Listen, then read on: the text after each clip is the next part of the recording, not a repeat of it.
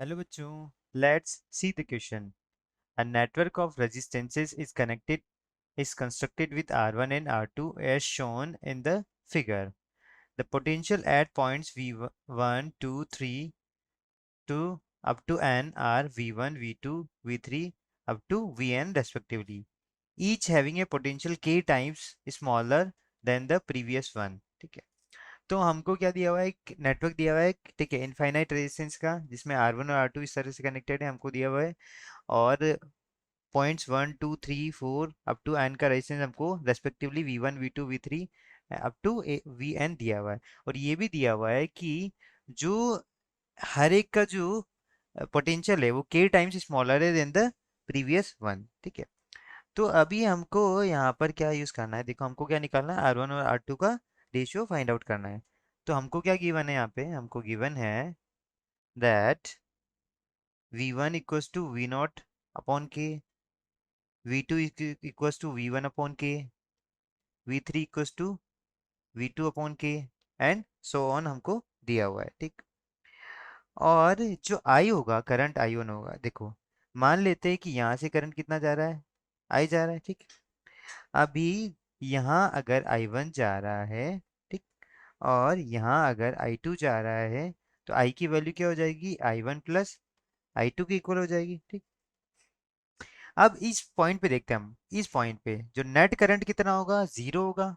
KCL लगाते हैं, KCL eight V1 पे हम KCL लगाते हैं, तो देखो क्या आ जाएगा, यहाँ पे आ जाएगा, है ना, हम क्या निकालेंगे, V0 minus V1 upon R1 plus V1 minus equals to, sorry ये I होगा, I की वैल्यू क्या आ गई है, यहाँ से इस साइड जा रहा है, तो ये I की वैल्यू क्या आ गई, V0 minus V1 upon R1 आ गई इक्वल्स टू I1 की वैल्यू क्या होगी, V1 माइनस V2 अपॉन ये R1 हो जाएगा।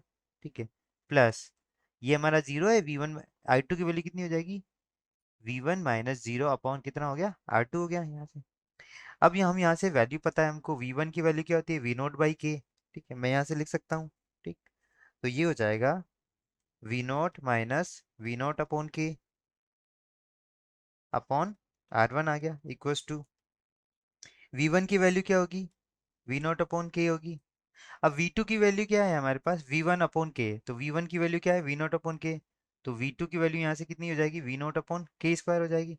लिख सकता हूँ यहाँ पे V0 अपॉन के माइनस वी V0 अपॉन के स्क्वायर अपॉन कितना आ गया, ये R1 आ गया, प्लस V1 की वैल्यू क्या आ गई, V0 अपॉन के, ये आ गया हमारा, कितना आ जाएगा यहाँ से, ये R2 आ जाएगा। देखो, तो यहाँ से V0 तो सारे कैंसिल हो जाएंगे, V0 अगर कॉमन लेके हम कैंसिल कर दे तो क्या बचेगा हमारा, 1 - 1 upon k upon R1 equals to 1/k minus 1/k square upon R1 plus 1/k upon R2, ये हमारा बच रहा है। ठीक है, अब यहाँ से मैं इसको फर्दर सोल्व करता हूँ, कितना आ गया, k - 1 upon k upon R1 equals to, ये कितना आ गया, ये आ जाएगा मेरा k - 1 अपॉन के स्क्वायर, ठीक है, अपॉन R1 प्लस ये आ जाएगा 1/k अपॉन R2। यहाँ से k,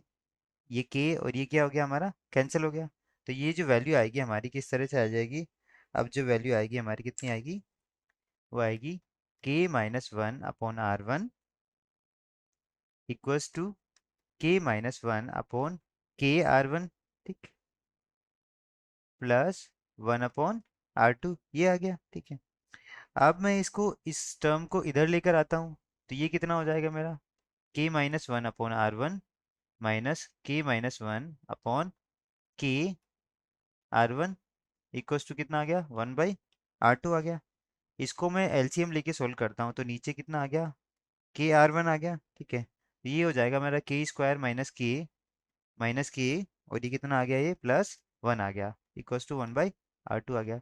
इसको क्या लिख सकता हूँ मैं, k - 1 का whole square upon k R1 equals to कितना आया, 1/R2। R1 को इधर ट्रांसफर करूंगा तो R1 अपॉन R2 की वैल्यू कितनी आ जाएगी मेरे पास, R1 अपॉन R2 की वैल्यू आएगी, वो निकल के आ जाएगी k - 1 का इसका होल स्क्वायर अपॉन के। तो ऑप्शंस के अकॉर्डिंग जो हमारा आंसर होगा वो कितना होगा, वो होगा हमारा फोर्थ ऑप्शन है ना। आंसर क्या हो गया हमारा फोर्थ, दैट इज k-1 का होल स्क्वायर अपॉन के। ये किसका रेशियो आया है? R1 अपॉन R2 का रेशियो आया है। I hope you understood it all well. Best of luck.